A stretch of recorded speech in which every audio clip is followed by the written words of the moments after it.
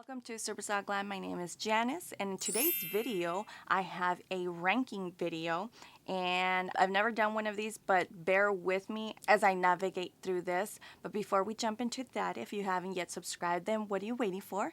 Go ahead and click the little button down below, subscribe. While you're there, also click the little notification bell, that way you're alerted every time I upload a video. If you're interested in this video, then just keep watching.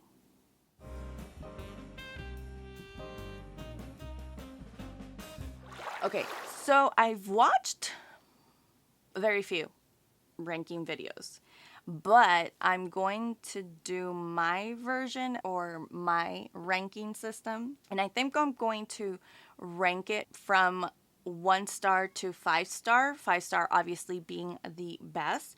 So let's just get into that. This haul video, I think I did it a month ago or maybe over a month ago. It was a combination of places I had shot from, like Nordstrom's, Macy's, Ulta, and Sephora. And I have been using most of the products, so I am going to be just talking about the ones that I have been using consistently, that I can honestly give you my opinion and I can rank it. And they are not in any particular order. I'm just going to jump into it.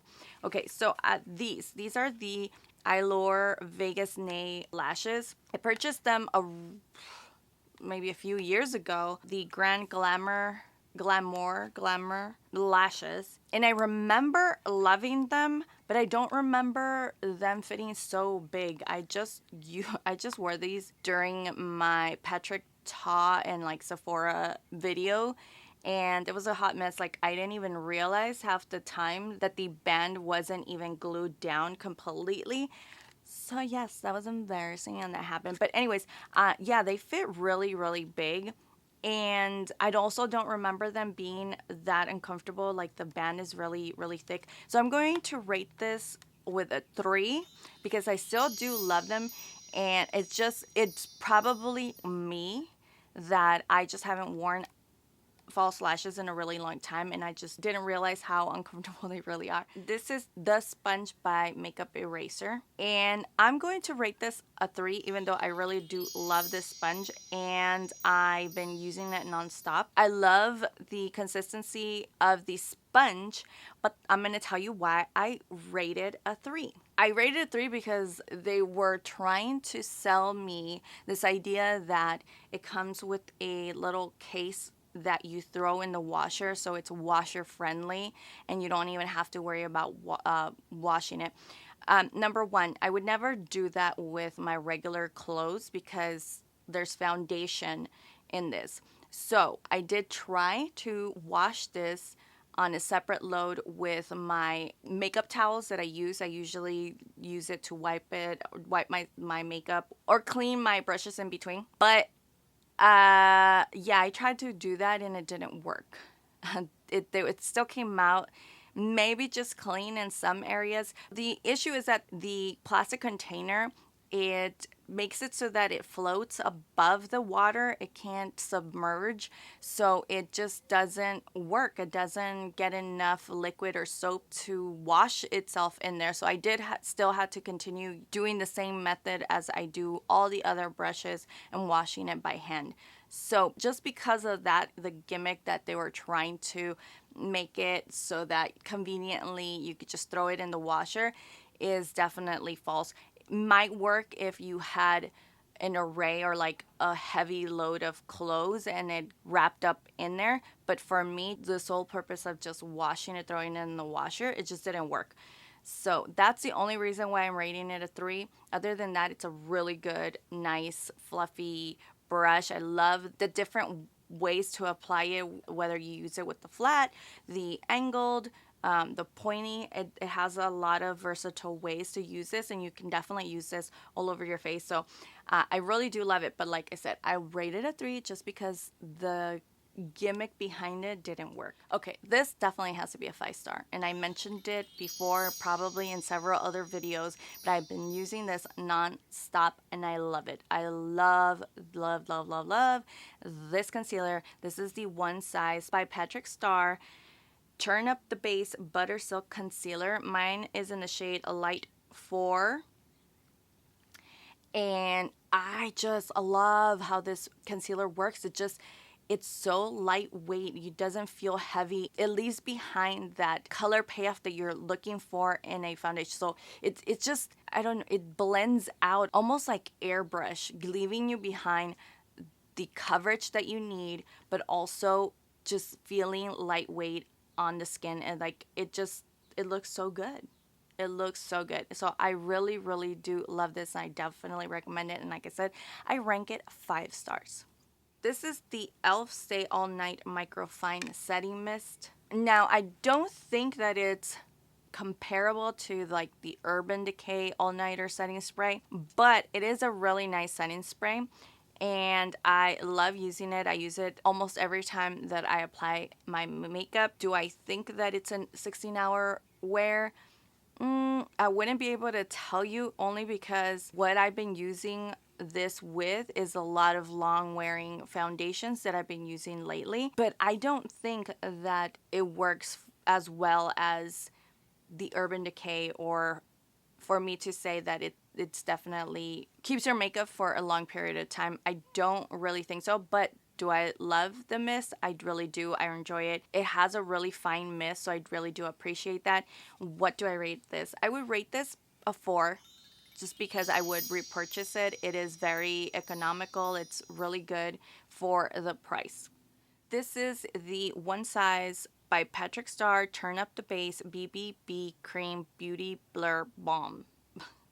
And I already did my review on this foundation. I'll link it up here if you're interested. I got it in the shade Medium 3. I would rate this a 4 only because for me at my skin, I still feel like it separated in my problem areas, but as far as overall how my skin looked, it looked really, really nice. It wasn't heavy at all.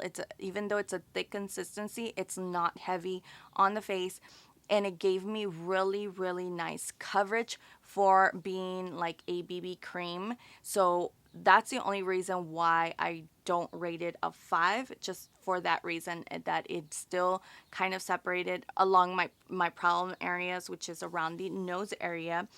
Is that being too harsh? Probably, because if we're talking about maybe BB creams or CC creams, there's probably not one out there that wouldn't give me those issues. But again, just for that little minor details, that is the reason why I'm going giving it a 4. The Makeup Forever HD Skin Foundation. I got it in the shade 2Y36, and I rate this a 5 star because it is a really good. I love how my skin looks. I mentioned before, I am over 40, so I definitely don't have young skin, and I'm always looking for something that is lightweight, that doesn't look heavy and doesn't emphasize any of my problem areas, and this definitely does that. It actually works really well in my problem areas around the nose area. As long as I don't pack it on and don't put too many layers, it behaves, and it works out really, really well for me. And as far as being long wearing, it's definitely long wearing. And I definitely see myself reaching for this foundation, especially for the upcoming summer months. The Dominique Cosmetics Skin Gloss All Over Skin Enhancer in Golden Dew. This is so good. So good. If you haven't tried it, it's like a cream highlighter, but it's not shimmery. It gives you such a nice glossy look to your skin. Just gives you that glow within. It's so pretty. I definitely rate this a 5. It's one of those items that you didn't know you needed, but you did need. The Give line by Gwen Stefani, and this is the eyeshadow palette, and mine is in just a girl. Now, I did do a review. I'll also link it up here. If you saw my review, I definitely did recommend these. I do, and I still do love these, but I'm going to go with rating it a 4, and the only reason why I'm rating it a 4 is because at the end of the day, they were just too safe for me. Like, just not enough pigment power that I love. Like, I love an intense eye, and this doesn't give me that. This gives me like an everyday look, but the quality of shadows are really, really good. They blend it out really, really nicely, and I didn't have any problems with this. So I still do recommend it, but like I said, for me, I would rate this a 4 just because it's lacking in the intensity. Now, the Give liquid lipstick, I'm obsessed. This has become one of those like my go-to red lipsticks. It's the perfect tone, the perfect red that complements so many skin tones, and the formula was super comfortable. So I definitely rate this a 5.